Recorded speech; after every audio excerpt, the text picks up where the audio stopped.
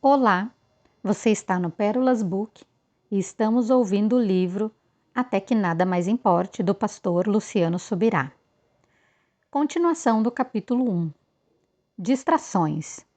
Diferentemente do cristão que está travando uma acirrada luta contra o pecado, o crente que costuma ser enredado pelas distrações é, em geral, alguém que não necessariamente tem cedido ao pecado, mas perde o alvo ao distrair-se com coisas que talvez sejam até mesmo lícitas, mas roubam-lhe o foco de buscar intensamente o Senhor. A Bíblia diz que, quando Moisés foi ao Egito com uma mensagem de libertação, o faraó aumentou o trabalho do povo para que este se esquecesse da adoração a Deus. Disse também Faraó: o povo da terra já é muito, e vós os distraís das suas tarefas. Naquele mesmo dia, pois, deu ordem Faraó aos superintendentes do povo e aos seus capatazes, dizendo: daqui em diante não torneis a dar palha ao povo, para fazer tijolos, como antes. Eles mesmos que vão e ajuntem para si a palha, e exigireis deles a mesma conta de tijolos que antes faziam. Nada diminuireis dela. Estão ociosos e por isso clamam: vamos e sacrifiquemos ao nosso Deus. Agrave-se o serviço sobre esses homens, para que nele se apliquem e não deem ouvidos às palavras mentirosas. Êxodo 5, do 5 ao 9. Esse quadro, no meu entendimento, é uma ilustração da estratégia que Satanás tenta aplicar ainda hoje contra os cristãos. Aliás, na tipologia bíblica, o faraó é uma figura do diabo, o nosso antigo tirano e opressor de quem Deus nos libertou. Colossenses 1, 13.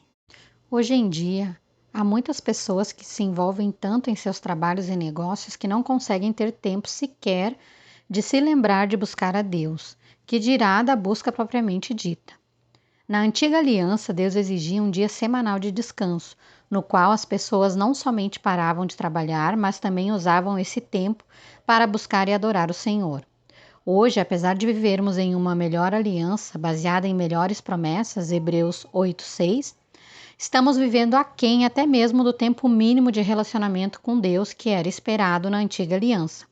Infelizmente, essa distração tem se tornado um fator de esfriamento para muitos cristãos sinceros, que nem mesmo cederam às pressões do mundo ou do pecado. Eles venceram nessas áreas, mas sucumbiram diante das distrações. Na parábola da grande ceia, Jesus tratou acerca disso. Ele, porém, respondeu, certo homem deu uma grande ceia e convidou muitos. À hora da ceia, enviou seu servo para avisar aos convidados: vinde, porque tudo já está preparado. Não obstante, todos, a uma, começaram a escusar-se. Disse o primeiro: comprei um campo e preciso ir vê-lo. Rogo-te que me tenhas por escusado. Outro disse: comprei 5 juntas de boi e vou experimentá-las. Rogo-te que me tenhas por escusado. O outro disse: casei-me e por isso não posso ir. Voltando o servo, tudo contou ao seu senhor. Então, irado, o dono da casa disse aos seus servos: sai depressa para as ruas e becos da cidade e traze para aqui os pobres, os aleijados, os cegos e os coxos. Depois lhe disse o servo: Senhor, feito está como mandaste, e ainda há lugar. Respondeu-lhe o Senhor: sai pelos caminhos e atalhos e obriga todos a entrar, para que fique cheia a minha casa, porque vos declaro que nenhum daqueles homens que foram convidados provará a minha ceia. Lucas 14, do 16 ao 24. Muitos perdem a consciência do convite de Deus por causa das distrações geradas por coisas que são legítimas, verdadeiros exemplos de bênçãos, ou até mesmo orações respondidas, como a aquisição de propriedades, a melhoria da capacidade de produção, ou até mesmo a constituição de uma família. Estas foram as 3 desculpas dadas nessa parábola contada pelo Senhor Jesus. Recordo-me do dia em que cheguei em casa com um presente para o meu filho. O Israel, na época, com 8 ou 9 anos de idade, estava muito desejoso de um novo videogame. Eu me senti um paizão quando ele abriu a caixa e comemorou tanto a chegada do novo brinquedo. Ele me abraçou e agradeceu muito, muito mesmo. Como é boa a sensação de agradarmos nossos filhos a quem tanto amamos. Porém, algo passou a acontecer e a partir desse dia. Normalmente, quando eu chegava de viagem, o que tenho feito bastante nos últimos anos, meus filhos estavam na sala, só esperando pela minha chegada para celebrar a volta do pai à casa. Contudo, depois da chegada do bendito videogame, meu filho Israel já não costumava estar à minha espera quando eu retornava. Ao entrar em casa, apenas minha filha Lissa corria para me abraçar e beijar. Depois de fazermos nossa festa de reencontro, eu perguntava em voz alta: Cadê o Israel? E passou a ser comum ouvi-lo gritar de volta: Já vai, pai, só vou passar essa fase no jogo e já corro até aí. Meu aborrecimento foi crescendo a ponto de um dia ter literalmente vontade de jogar aquele videogame pela janela.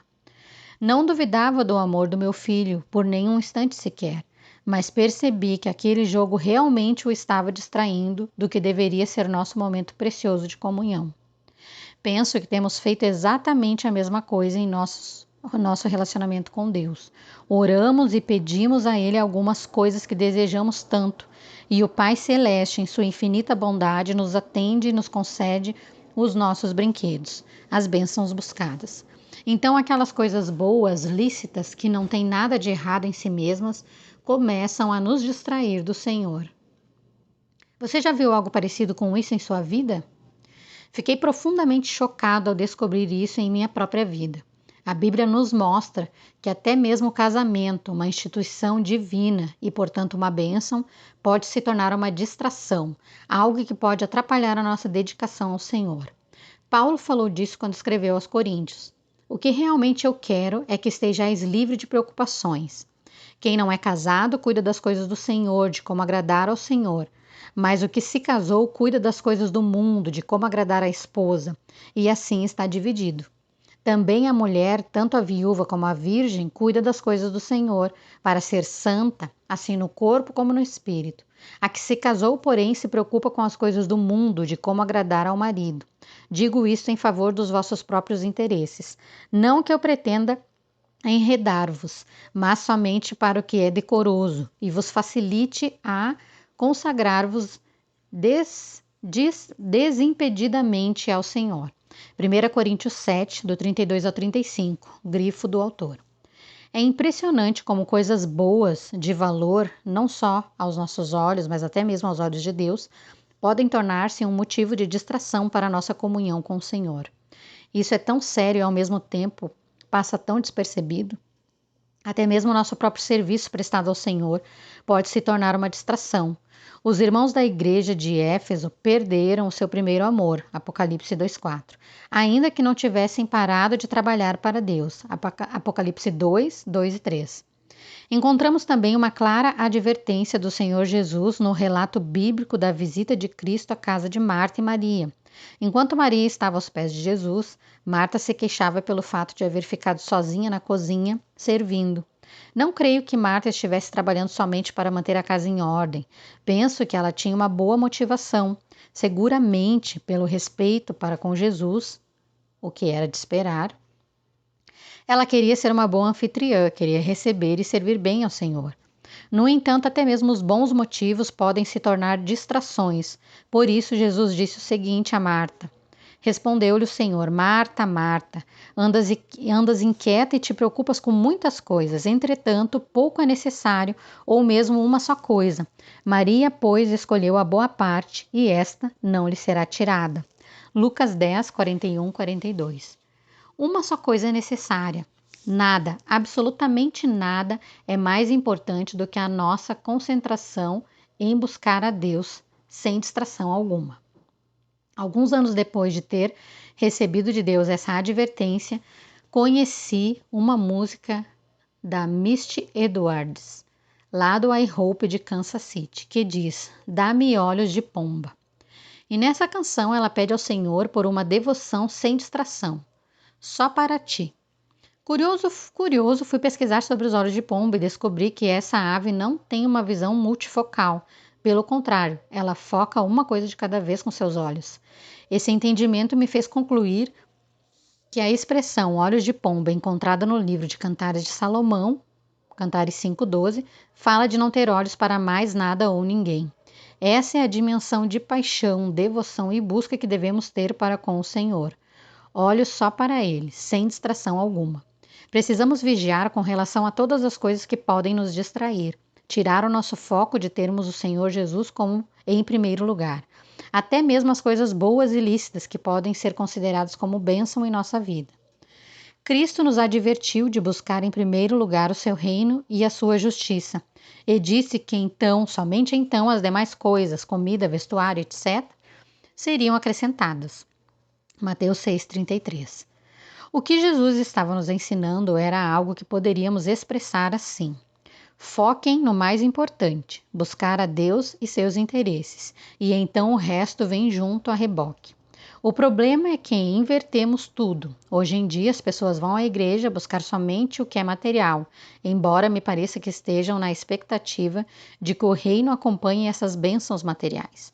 Nossa busca principal deveria ser pela presença bendita do nosso Senhor, mas a própria busca por outras coisas que podemos receber de Deus, e isso não é errado em si mesmo, tem nos distraído da pessoa dele. Isso é tão triste e ao mesmo tempo tão imperceptível para a maioria de nós.